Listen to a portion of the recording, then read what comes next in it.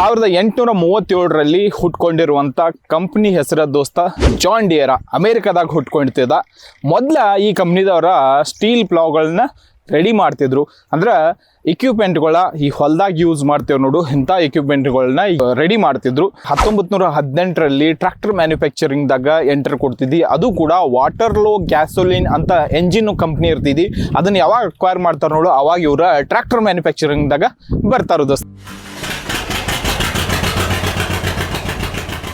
John Deere company ಬಗ್ಗೆ ನಿಮ್ಗೆ ಹೇಳ್ಬೇಕಾಯ್ತ ದೋಸ್ತ, ನಮ್ಮ ದೇಶದಾಗಂತೂ ಫುಲ್ ಫೇಮಸ್ ಗಾಡಿ. ಸೊ ಜಾನ್ ಡಿಯರ್ ಗಾಡಿಗಳ ಮೋಸ್ಟ್ ಪವರ್ಫುಲ್ ಇರ್ತಾವು, ಡ್ಯೂರೇಬಲ್ ಇದ್ದಿರ್ತಾವು, ಇಂಜಿನ್ ಎಫಿಷಿಯನ್ಸಿ ನಿಮಗೆ ಸಿಗ್ತೈತಿ, ಟ್ರಸ್ಟ್ ಭಾಳ ಐತಿ ಈ ಗಾಡಿ ಮ್ಯಾಗ. ಯಾಕಂದ್ರೆ ಕೈ ಕೊಡಂಗಿಲ್ಲ ನಡುವುದಾಗ ಅಂತ ಅನ್ನೋದ.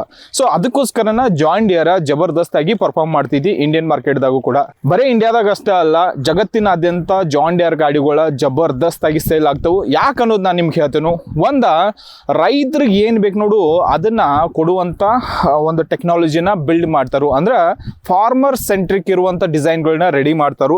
ಜಾನ್ ಡಿಯರ್ ಕೋರ್ ಗೋಲ್ ಇದೆ ದೋಸ್ತ, ಮೋಸ್ಟ್ ಎಫಿಷಿಯಂಟ್ ಆಗಿರುವಂತ ಗಾಡಿಗಳನ್ನ ಪ್ರೊಡ್ಯೂಸ್ ಮಾಡ್ತಾರು. ಎಫಿಷಿಯನ್ಸಿಯಿಂದ ಅದು ಫ್ಯೂಯಲ್ದಾಗಿರ್ಬೋದು, ಮತ್ತು ವರ್ಕ್ದಾಗಿರ್ಬೋದು, ಎಂಜಿನ್ ಪವರ್ದಾಗಿರ್ಬೋದು, ಜಬರ್ದಸ್ತ್ ಆಗಿ ಪವರ್ ಪ್ರೊಡ್ಯೂಸ್ ಮಾಡುವಂತ ಗಾಡಿಗಳು ಇವ.